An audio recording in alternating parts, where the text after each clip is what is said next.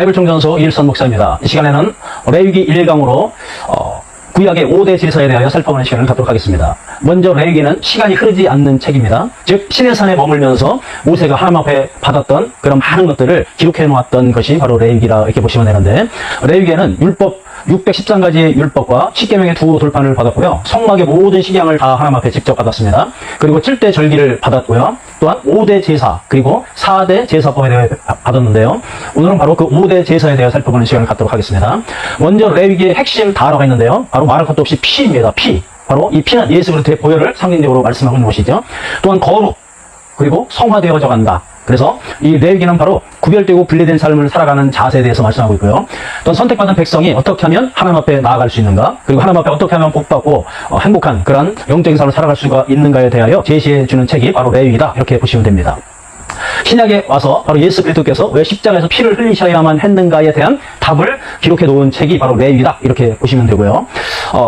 인도에 간디라는 사람이 있었는데, 그 간디가 영국에 유학을 하는 시절에 레위기를 읽다가 당황했다는 그런 이야기가 있습니다. 왜냐하면 너무 죽이는 것, 피, 이런 내용들이 가득 차 있었기 때문에 그렇습니다. 하지만은 유대인들은 자녀를 교육시킬 때 가장 먼저 읽어주고 암송시키는 책이 어떤 책이냐? 바로 레위기다, 이렇게 말합니다. 레위기는 그 정도로 중요하다는 것입니다. 물론 어렵다고 생각하면 어렵지만은 우리가 예수님의 관점에서, 구속사적인 관점으로 이 레위기를 읽어나가다 보면 그렇게 어렵다는 생각이 드시지 않을 수도 있습니다.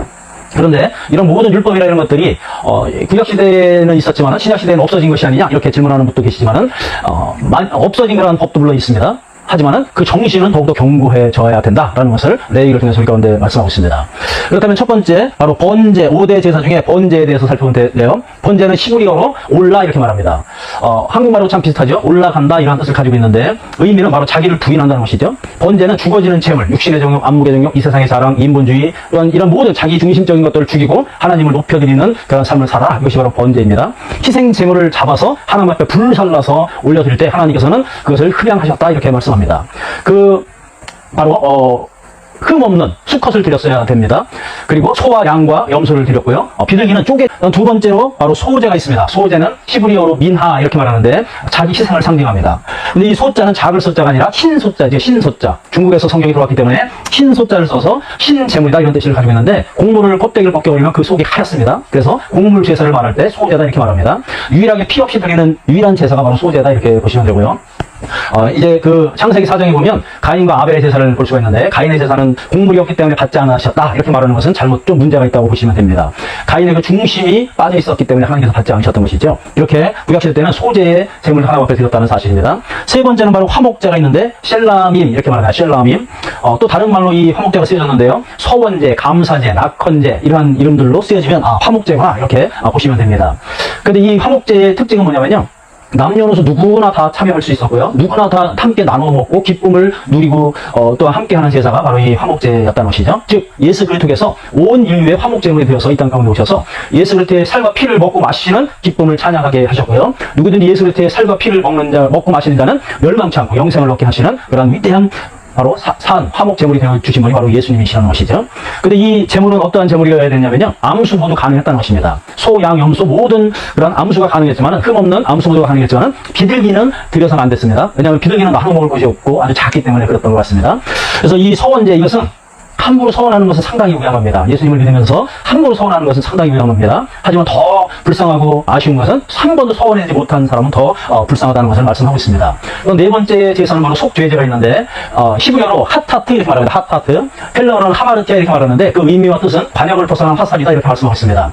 로마서 3장 23절에 보면 모든 사람이 죄를 범하였으며 하나님의 영광에 이르지 못하더니, 이렇게 말씀하십니다.